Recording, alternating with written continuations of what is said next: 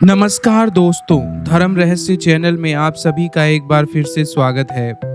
आज हम लोग एक ऐसी कथा के विषय में जानेंगे जो कई वर्षों पहले उत्तराखंड में एक सच्ची घटना के रूप में प्रकट होती है और भेजने वाले एक लेखक हैं जिन्होंने इस कहानी को लिख करके भेजा है। तो आइए चलिए पढ़ते हैं इनके ईमेल पत्र की कहानी को। रात की रानी का रहस्य भाग एक स्थान उत्तराखंड का एक छोटा सा पहाड़ी गांव नैना गांव में एक पुरानी हवेली थी जिसे लोग रात की रानी के नाम से जानते थे। कहते हैं जब रात की रानी के फूल महकते हैं, हवेली से किसी लड़की के रोने और गुनगुनाने की आवाज आती है। कहानी की नायिका अनया 17 साल की शहर की एक लड़की थी। अनया गर्मी की छुट्टियों में अपनी नानी के गांव आई थी। पहाड़, शांति और कहानियां सब कुछ उसे बहता था। लेकिन जब उसने पहली बार हवेली को देखा तो जो ऐसे लगा जैसे कोई उसे निहार रहा हो। रात का पहला रहस्य। एक रात जब चांदनी बहुत तेज थी, हवेली के पास लगे रात की रानी के फूल अचानक से महकने लगे। अनया बालकनी में बैठी थी, तब एक धीमी सी सिसकी आई। हा, कोई मुझे सुन सकता है। उसने बालकनी से नीचे झांका। हवेली की खिड़की में से एक सफेद रंग की साड़ी पहनी लड़की दिखी जिसके बाल बहुत लंबे थे और चेहरा धुंधला सा था। पुरानी डायरी। अगले दिन अनया को नानी की अलमारी से एक पुरानी डायरी मिलती है। उस पर लिखा था नैनतारा 1942। डायरी के पन्नों पर लिखा हुआ था, मैं रोज रात इस खिड़की से बाहर झांकती हूँ और इंतजार करती हूँ मेरे प्यार का, वो जो कभी लौटा ही नहीं। अब मैं इस हवेली की खुशबू हूँ। रात की रानी। अनया की रूह कांप गई। क्या वही नैनतारा है? क्या वो अब भी अपने प्रेमी का इंतजार कर रही है? उस रात अनया ने तय कर लिया, मैं जानूंगी इस आत्मा की सच्चाई और इसकी अधूरी कहानी को पूरी करूंगी। लेकिन आत्माएं भरोसा करती हैं, और क्या अनया ही है वो जिसकी रूह से नैनतारा जुड़ चुकी है? शाम ढल रही थी। हवेली के पास की रात की रानी के बेलों की भीनी सी खुशबू हवा में फैल रही थी, लेकिन इस बार उसमें एक अजीब सी ठंडक और सन्नाटा घुला हुआ था। अनया ने अपनी जेब से टॉर्च और डायरी रखी और धीरे धीरे हवेली की ओर कदम बढ़ाए। दरवाजा जो खुद खुला और बंद हो गया। जैसे ही उसने भारी लकड़ी का दरवाजा छुआ, वो खुद ब खुद चरमरा कर खुल गया, और जब उसने अंदर कदम रखा तो दरवाजा जोर से बंद हो गया। धड़ाम। अनया डर के मारे कांप गई और अब वह अंदर थी। पहला कमरा। संगीत और साया। कमरे में धूल से ढकी हुई एक पुरानी वीणा रखी थी। अचानक वो अपने आप ही बजने लगी। धीमा उदास राग और साथ में किसी औरत की गुनगुनाहट, मेरा प्यार, मेरा इंतजार, मेरा श्राप। अनया ने पलटकर देखा। एक सफेद साया जो कमरे में पिछली दीवार पर धीरे धीरे खिसक रहा था।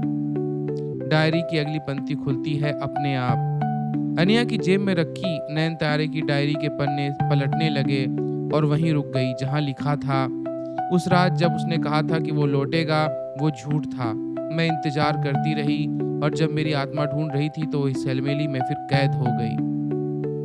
अनया ने समझा नैनतारा के प्रेम से साथ विश्वासघात हुआ था और अब उसकी आत्मा बदले या मुक्ति को चाहती थी। दर्पण का द्वार। हवेली के कोने में एक पुराना शीशा था। जैसे अनया ने उसमें झांका, उसमें परछाई गायब हो गई और उसमें नैनतारा का चेहरा उभर आया। वो कह रही थी, अनया, तू ही मेरी कहानी पूरी कर सकती है, लेकिन क्या तू सह पाएगी मेरा दर्द? और तभी पूरा कमरा गुलाबी रात की रानी के फूलों से भर गया और उन पर फूलों से खून टपक रहा था। हवेली में अब एक अजीब सी खामोशी थी। चारों ओर गुलाबी रात की रानी के फूल फैले थे। उन पर लाल रंग के फूलों की टपक रही थी, मानो फूलों ने भी किसी दर्द को पी लिया हो। छुपा हुआ कमरा और एक पुराना नाम। अनया धीरे धीरे हवेली की पिछली दीवार की ओर बढ़ी जहां एक पुराना कपड़ा रखा हुआ था, और उसने उसे हटाया तो वहां एक लोहे का बंद दरवाजा था जिस पर जंग लिखे अक्षरों में लिखा था, श्रवणकांत। अनया चौंकी। यह तो कोई पुरुष का नाम है। क्या ये वही व्यक्ति है जिसने नैनतारा से धोखा किया? दरवाजा जोर से शर्मराकर खुल गया। कमरे की सच्चाई, प्रेम या धोखा। कमरे में एक पुरानी माला, एक सिंदूर की डिब्बी और एक पत्र रखा था, और पत्र में लिखा था, प्रिय नैनतारे, जब तू ये पत्र पढ़ेगी मैं बहुत दूर जा चुका हूँगा। क्षमा करना, मैं मजबूर हूँ, मेरा विवाह किसी और से हो चुका है। मैं तुझे सच्चे दिल से चाहता था पर मैं कायर निकला। शायद तेरी आत्मा मुझे कभी माफ ना करे। तेरा श्रवणकांत। नैन की अनया की आंखें उससे भर आईं। ये प्रेम नहीं, धोखे की कब्र थी। फिर गूंजी वह आवाज। कमरे में ठंडी ठंडी हवा चलने लगी और दीवार पर लगे फूल एक एक करके मुरझाने लगे। और फिर कन्या के आंखों में, कानों में फिर वो गूंजा वह गाना। रात की रानी लोई थी, चांदनी छुपी हो रही थी, जिससे वादा था मिलने का,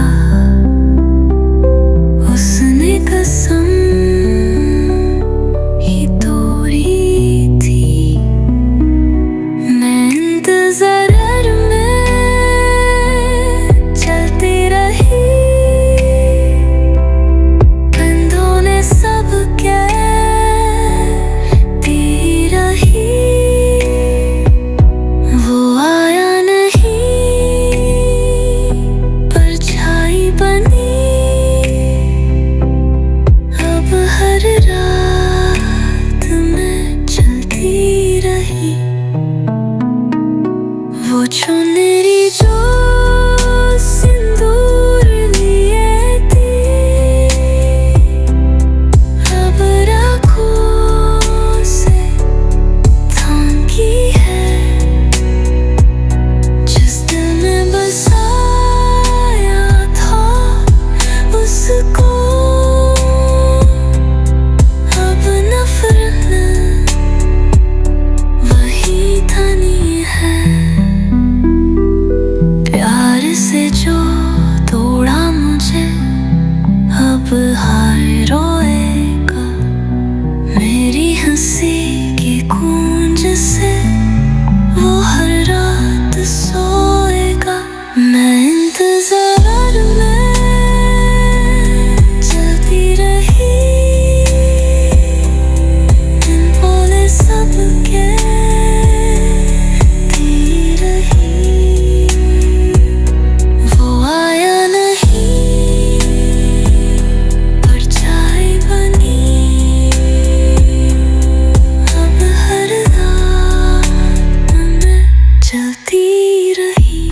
मैं कोई फूल नहीं, अब मैं उस बदले की कहानी हूँ, रात की रानी नहीं, बस मैं एक जलती हुई निशानी हूँ।